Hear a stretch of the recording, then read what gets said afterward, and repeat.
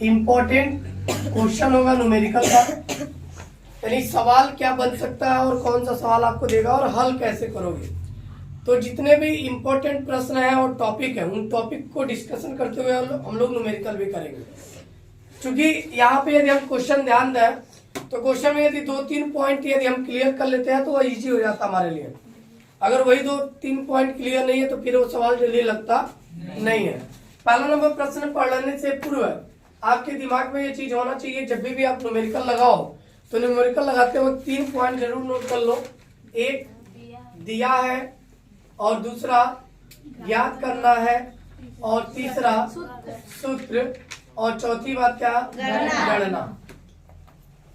कुछ चीजें हैं जो आप बचपन से करते हैं, जैसे उसी में है गणना।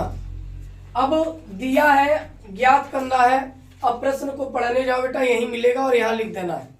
तो यदि मैं प्रश्न पढ़ूं तो कह रहा है एक प्रिज्म का कोण 60 डिग्री है, यानी प्रिज्म का दिया है प्रिज्म कोण। तो प्रिज्म कोण कितना है, 60 डिग्री। प्रिज्म कोण ए का मान दिया बेटा 60 डिग्री। और ये भी पता होना चाहिए कि प्रिज्म कोण को हम रिप्रेजेंट किससे करते हैं, तो किससे दर्शाते हैं, ए से, यानी ए बराबर 60 डिग्री दिया है। फिर कह रहा अल्पतम विचलन कोण यानी डेल्टा एम 38 डिग्री है। तो कह रहा है प्रिज्म का अपवर्तनांक ज्ञात कीजिए, यानी प्रिज्म के पदार्थ का अपवर्तनांक, यानी अपवर्तनांक को किससे दर्शाते हैं, एन से। ये हमको बताना है, क्या बताना है, एन से। अब हमने एक संबंध पढ़ा था, यानी प्रिज्म के कोण, विचलन कोण व अपवर्तनांक में संबंध। और संबंध हमने क्या पढ़ा था कि n is equal to sine a plus delta m by 2 into sine a by 2। याद तो होगा, नहीं याद है, इसलिए आवाज नहीं आ रही है। बोर्ड परीक्षा बेटा 22 को ही है। रिवीजन का मतलब ये होता है कि आप बोलो और मैं वहां लिखूं, लेकिन यदि मैं बोल रहा हूं, मैं लिख रहा हूं, यानी कहीं न कहीं आपकी प्रिपरेशन अभी परफेक्ट नहीं है। तो आप प्रिपरेशन अच्छे से करें। सूत्र कौन सा लगाएंगे, n बराबर sine a plus delta m by 2 upon में साइन a बाई 2। अब पूरा मान रख के हम कैलकुलेट करेंगे। मान क्या रखेंगे, n साइन a हमारा क्या है, प्रिज्म कोण। प्रिज्म कोण का मान कितना दिया हुआ है, 60 डिग्री। विचलन कोण का मान 38 डिग्री बाई में 2 अपॉन साइन a की वैल्यू कितनी है, साइन 60 प्लस 38 करेंगे तो क्या हो जाएगा, 8 6 3 9 98 बाई 2। और फिर नीचे क्या बचेगा, साइन 30 डिग्री, क्योंकि 2 से 60 डिवाइड करेंगे 30 टाइम्स डिवाइड होगा, साइन 30 डिग्री। ये कितना है, क्या हो सकता है, साइन 49 डिग्री। 2 4 जाए 2 9 जाए 18, कट नहीं करते हैं, बस साइन 49 और साइन 30 डिग्री लिख देंगे। साइन 49 की वैल्यू दिया हुआ है कि 0.75 आप ले सकते हो, 0.75। साइन 30 अंश का मान क्या होता है, 1/2। साइन 30 अंश का मान होता है 1/2। तो यहाँ क्या रखेंगे, 1/2। 2 कहाँ चला जाएगा, तो 0.75 में यदि 2 से मल्टीप्लाई कर दें तो क्या आ जाएगा, 150। 2 पॉइंट पे डेसिमल यानी 1.5। अपवर्तनांक कितना आ गया, यही हमारा क्या हो गया। इसका कोई मात्रक होता है, अपवर्तनांक का कोई मात्रक नहीं होता है। यह बीमाहीन राशि है, यानी इसका कोई मात्रक नहीं होता है। यदि कोई पूछ लेता अपवर्तनांक का मात्रक क्या होता है, या हल करते वक्त यदि अपवर्तनांक निकालते हो तो वह मात्रक नहीं होता उसका। ठीक है, नोट करो। वह कह रहा 30 सेंटीमीटर फोकस दूरी के किसी उत्तल दर्पण। सबसे पहले आप दर्पण वर्ड पे जरूर मार्क कर लीजिएगा और उत्तल पे। दर्पण से ये पता चलेगा, आप जो फॉर्मूला लगाओगे दर्पण के लिए लगाओगे, लेंस के लिए नहीं, क्योंकि दोनों में मात्र माइनर अंतर होता है, केवल चिन्ह का। जैसे यू बी एफ संबंध जब पढ़े थे आप दर्पण में, तो इसके लिए हमने पढ़ा था कि 1/f is equal to 1/u plus 1/b के पढ़ा था। ये दर्पण के लिए था। किसके लिए था? दर्पण के लिए। लेकिन वही जब लेंस में पढ़े थे तो हम लोग क्या पढ़े थे? 1/v माइनस 1/u पढ़े थे, वहां पे माइनस था। और यहाँ पे अब क्या क्या कर रहा है कि 30 सेंटीमीटर फोकस दूरी के। तो सबसे पहले सॉल्व करते वक्त हमारे पास जो बिंदु दिया है वह लिख लें, क्या ज्ञात करना है वह लिख लें, और सूत्र, और उसके बाद क्या करेंगे? गणना। इतनी बिंदु यदि हम ज्ञात कर लिए तो हमारे लिए न्यूमेरिकल बहुत ही आसान होगा और इसी वे में लगा पाएंगे। जैसे दिया है क्या, उत्तल दर्पण है तो लिखेंगे उत्तल दर्पण के लिए। यह शब्द लिख लेने से आपकी चिन्ह परिपाटी गलत नहीं होगी। उत्तल दर्पण लिख लेने से आपकी चिन्ह परिपाटी गलत नहीं होगी, क्योंकि अवतल दर्पण वह दर्पण होता है जिसके उभरे हुए तल पर पॉलिश पेंट कलई और दबा हुआ तल परावर्तक होता है। लेकिन उत्तल दर्पण दबे हुए तल पर पॉलिश पेंट कलई और उभरा हुआ तल परावर्तक होता है। और इसकी फोकस दूरी की यदि हम बात करें, इसकी फोकस दूरी इधर मिलती है, लेकिन इसकी फोकस इधर। तो उत्तल दर्पण की फोकस दूरी सदैव धनात्मक होती है। क्या होती है? यानी उत्तल दर्पण की फोकस दूरी क्या होती है? लेकिन अवतल दर्पण की तो ये बातें याद रहे तो सवाल लगाने में कभी गलती नहीं होगी। तो ये का मान क्या हो जाएगा? 30 सेंटीमीटर, और क्या ले लेंगे? प्लस में। क्या ले लेंगे? प्लस में। फिर कह रहा उत्तल दर्पण से कोई 5 सेंटीमीटर लंबा, अब वस्तु की लंबाई दिया गया है। बिंब 5 सेंटीमीटर लंबा बिंब, बिंब मतलब वस्तु, तो वस्तु की लंबाई दिया गया है। वस्तु की लंबाई और दूरी में अंतर होता है। लंबाई दैट मीन्स हम अपने हाइट की बात कर रहे हैं, और जब वस्तु किसी बिंदु से दूरी जब पूछेगा तो हमारे और उसके बीच का डिस्टेंस वह दूरी होगा। बातें समझ में आ रही हैं? कितना दिया है? 5 सेंटीमीटर है। 5 सेंटीमीटर लंबा है, और चूंकि वस्तु को सदैव मुख्य अक्ष के ऊपर ही रखते हैं, यानी ये भी आने वाला आंसर क्या होगा? ये भी क्या होगा? हमारा पॉजिटिव होगा। क्या होगा? पॉजिटिव। कह रहा 30 सेंटीमीटर दूरी पर रखा। अब ध्यान दो, वही बिंब यानी वस्तु 30 सेंटीमीटर दूरी पर रखा है, तब यहाँ लिखेंगे वस्तु की दूरी। वस्तु की दूरी, और वस्तु की दूरी को यू से दर्शाते हैं, जो कितना दिया है? 30 सेंटीमीटर। और दूरी दुनिया में कोई भी हो, चाहे दर्पण हो या लेंस हो, उत्तल हो या अवतल हो, कोई फर्क नहीं पड़ता, दूरी सदैव सदैव ऋणात्मक लेते हैं। क्या लेते हैं? यानी यू के आगे माइनस लगा देंगे, बिना कुछ देखे समझे सुने, केवल ये जान लीजिए वस्तु की दूरी सदैव ऋणात्मक होती है। हमने लगा दिया -30 सेंटीमीटर। कर प्रतिबिंब की स्थिति का मतलब बेटा भी ज्ञात करना है। आपको ज्ञात क्या करना है? भी मतलब प्रतिबिंब की स्थिति यानी दूरी। प्रतिबिंब की स्थिति या दूरी एक ही बात है। क्लियर? फिर कहा आकार। आकार का मतलब आपको पता होगा, ऊंचाई से बात कर रहा है, यानी इस प्रतिबिंब की लंबाई क्या है ये भी ज्ञात करना है। कह रहा प्रकृति। अब प्रकृति आपने पढ़ा है दो चीजें, या तो वास्तविक या तो आभासी। या तो वास्तविक या तो आभासी। तो आभासी और वास्तविक में से क्या बनेगा वो हम यहाँ बताएंगे। दो स्थितियां होती हैं, जब भी बेटा पॉजिटिव आएगा तो समझ लेना आभासी बन गया, और भी यदि ऋणात्मक आएगा, निगेटिव आएगा तो समझ लेना क्या बन गया? वास्तविक। क्या बन गया? वास्तविक। कोई डाउट? और यदि आई की वैल्यू पॉजिटिव आया, आई की वैल्यू क्या आ गया? तो ये समझ लेना सीधा बन गया। क्या बन गया? सीधा, क्योंकि ये मुख्य अक्ष के ऊपर बनेगा। लेकिन आई की वैल्यू यदि ऋणात्मक आ गई तो ये समझ लेना क्या बन गया? उल्टा। क्या बन गया? तो चिन्ह परिपाटी विशेषकर याद होना चाहिए, और क्या दिया है वो लिखने का सही तरीका यदि है, बाकी जो ज्ञात करना है तो अब हम फार्मूला लिख सकते हैं। क्या हमने देखा? एफ है, यू है और भी ज्ञात करना है। तो क्या यू भी एफ में कोई संबंध हमने पढ़ा? तो पढ़ा है क्या कि 1/f is equal to 1/u plus 1/b के। क्या यहाँ से हम भी निकाल सकते हैं? निकाल सकते हैं। कैसे? 1/f की वैल्यू क्या बेटा? 30 सेंटीमीटर। हमने 30 रख दिया, बराबर 1/u। यू की वैल्यू दिया है कितना? -30 सेंटीमीटर हमने रख दिया। कोई डाउट? प्लस 1/v, भी तो हमें क्या करना है, फाइंड आउट करना है। इसको यहाँ रहने दें, तो यहाँ से क्या मिल जाएगा, 1/v इक्वल टू 30 को हम ट्रांसफर कर लें तो 1/30 माइनस है तो क्या हो जाएगा प्लस। और जब दोनों के हर बराबर हो तो अंश को जोड़ लेते हैं, यानी 1 और 1 2, 2/30 भाग करेंगे तो 1/15। लेकिन बेटा ये 1/v की वैल्यू है, यदि v को ऊपर ले जाए तो 15 भी कहा जाएगा ऊपर, या क्रॉस मल्टीप्लाई करें तो 15 1 जा 15, v 1 जा v, यानी v की वैल्यू क्या मिल गई बेटा 15 सेंटीमीटर। और ध्यान से देखो v क्या आया है, पॉजिटिव। क्या आ गया है, पॉजिटिव। तो प्रकृति यही मिल गया, प्रकृति क्या है, आभासी है। प्रकृति क्या है, आभासी है। स्थिति भी मिल गई, v बराबर कितने सेंटीमीटर पे, 15 सेंटीमीटर, यानी v का भी मान मिल गया कितना, 15 सेंटीमीटर।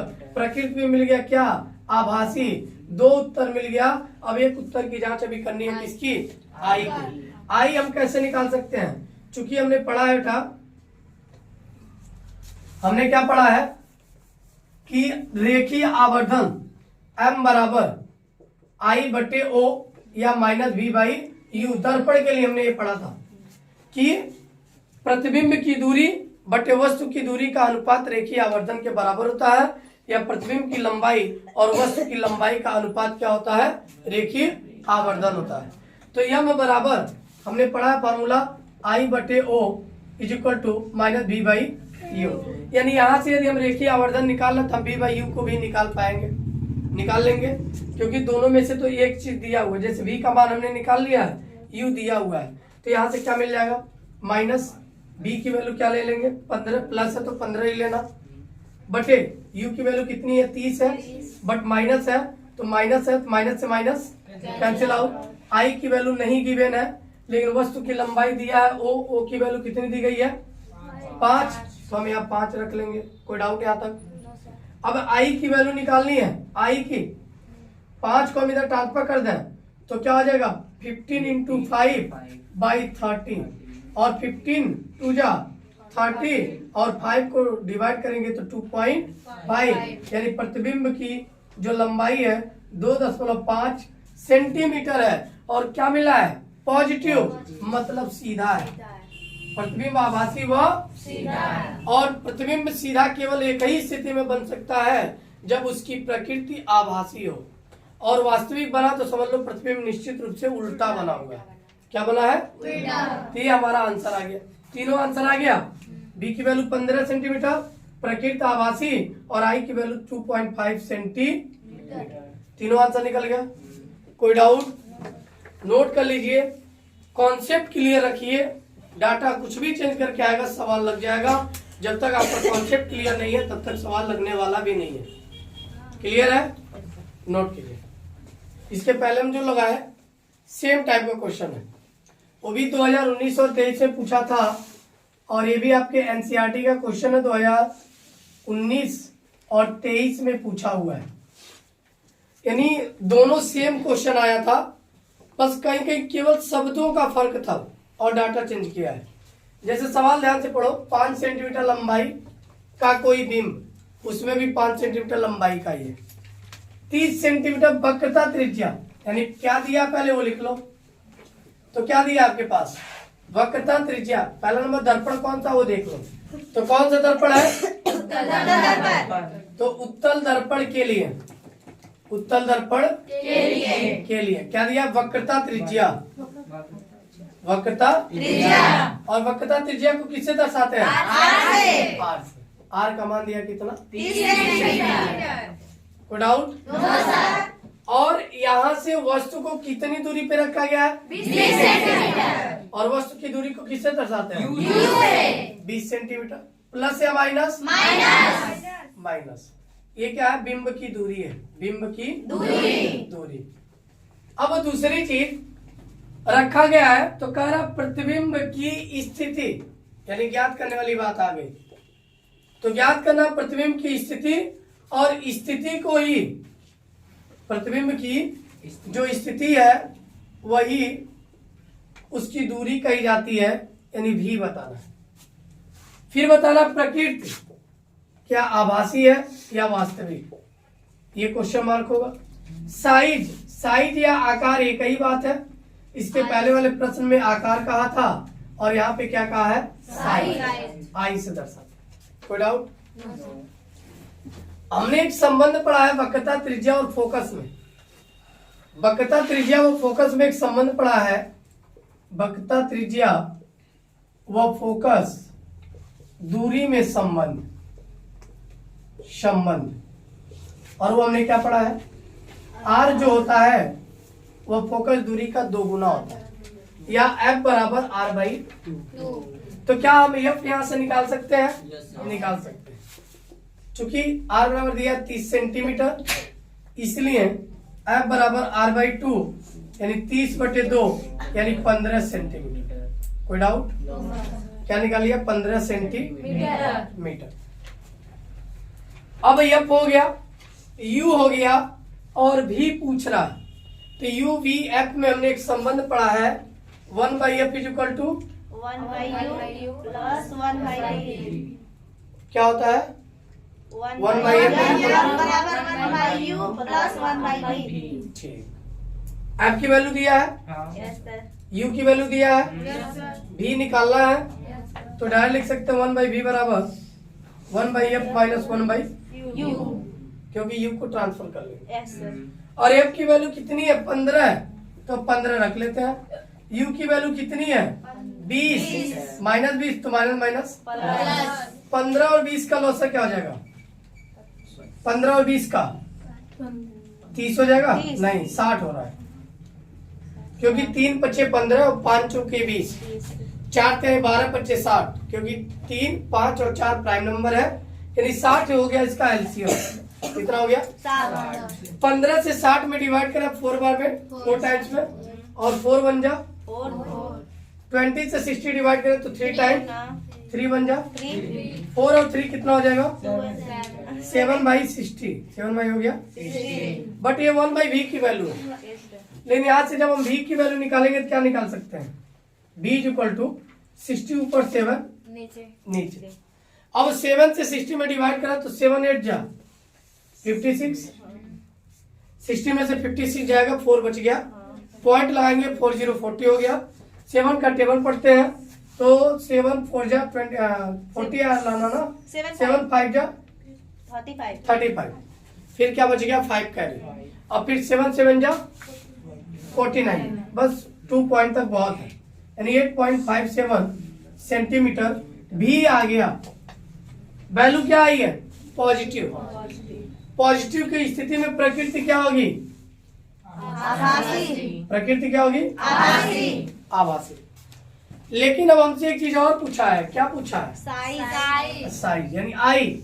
रेखीय आवर्धन का जो संबंध पढ़ा हमने, m बराबर I/O is equal to minus V/U, इन दोनों संबंधों से निकाल सकते हैं। आई की वैल्यू क्या हुआ? दिया है 5, दिया है? नहीं दिया है। आई को ज्ञात करना है।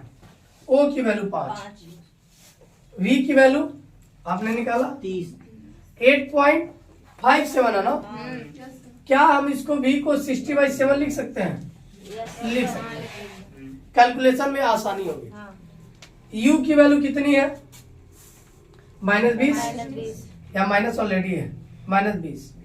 माइनस से माइनस ऐसा हमने इसलिए किया, कैलकुलेशन में आसानी रहेगा, नहीं तो 8.5 7 रखेंगे, फिर दशमलव हटाना वगैरह वगैरह टाइम लग सकता है।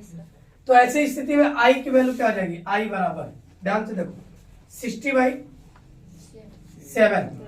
ये 1/20 लिख सकते हैं, मल्टीप्लाई यदि कर दे तो 1/20। और यहाँ पे 5 जब ट्रांसफर करेंगे तो कहाँ चला जाएगा? इनटू में।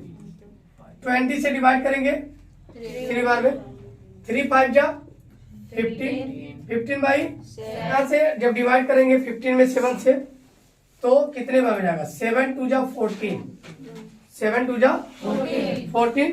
15 में से 14 जाएगा तो 1 कैरी होगा, और 1 के बाद डेसिमल यदि लगा के रखते हैं तो 1 0 10, फिर 7 1 जा 7, 3 कैरी होगा, 3 0 30, और 7 4 जा 28, 7 4 जा 28, और जब 28 हो गया तो 2 कैरी, फिर 20 होगा, और 7 2 जा 14, यानी 2.14 आ रहा है, यानी अप्रोच ले सकते हैं 2.14, ये आंसर सही है।